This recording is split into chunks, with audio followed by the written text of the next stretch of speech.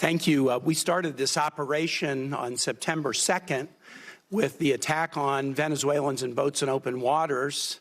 And now we are nearly 5 months in. Next week is 5 months. Finally, a public hearing.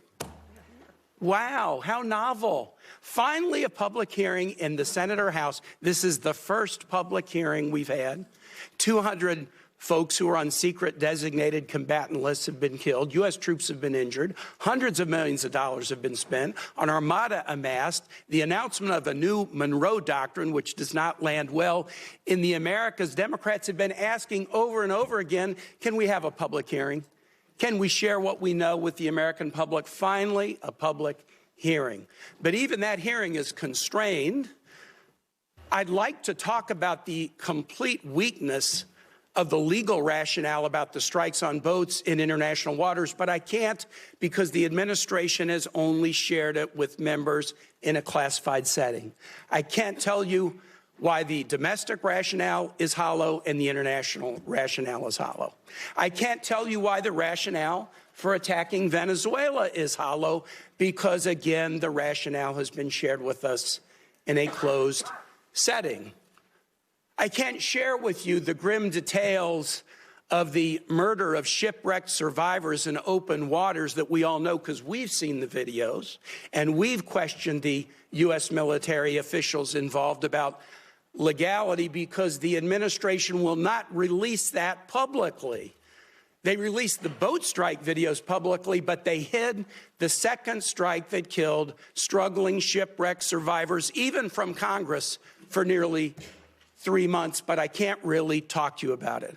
I can't talk to you about the weakness of the targeting criteria being used to attack boats in the Caribbean and Pacific. I would encourage any colleague, if you have not, go to the classified setting and ask for a briefing on each strike and ask this question: what was the evidence that there were narcotics on that craft? You will be very surprised if you ask that question about every strike. And so even in this first public hearing, 5 months in, there's a lot we can't talk about. If it was such a righteous operation, why is the administration and the majority in this Senate so jealously protecting the details about it from being revealed to the American public? I have Virginians deployed in this operation. I can't answer their families' questions.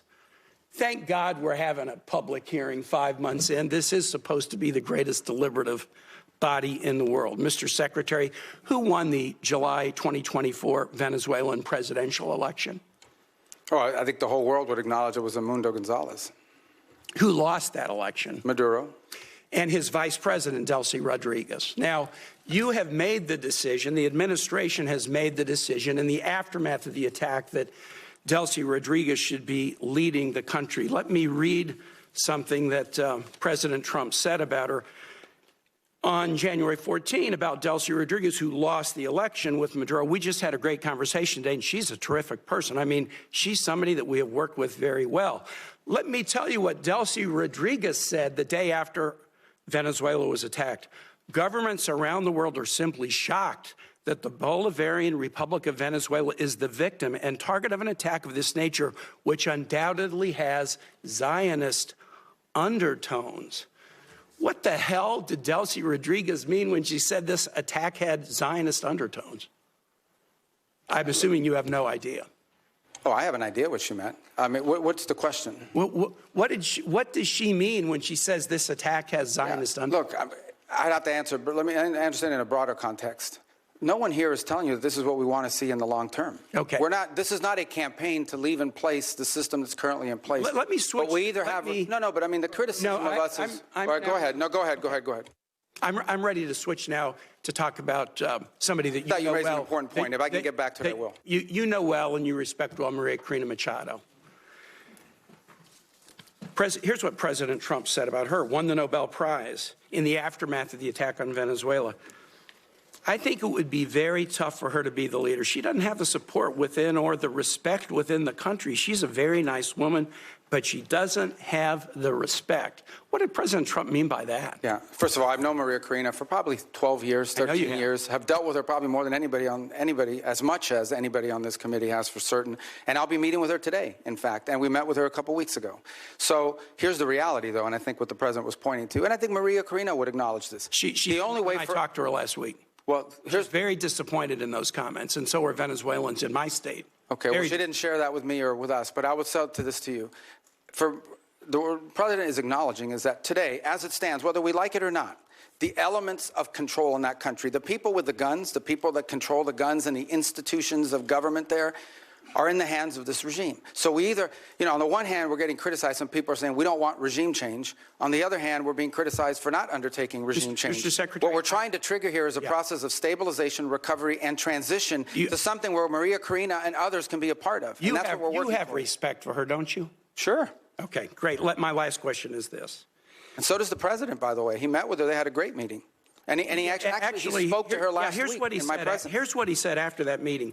We're talking to her, and maybe we can get her involved in some way. I'd love to be able to do that. Maybe we can do that. We'll set the terms for this Nobel Prize winner having a leadership role. Last question is this. You talked about the speech in Davos. Here's something the president said in Davos.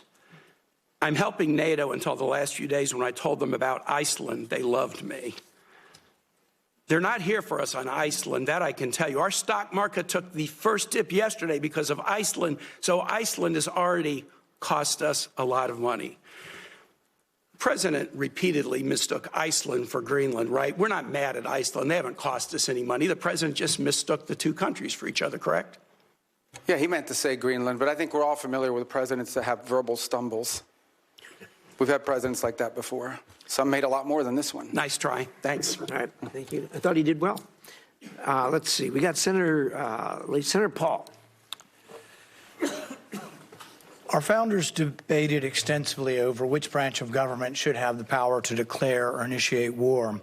Virtually unanimously, they decided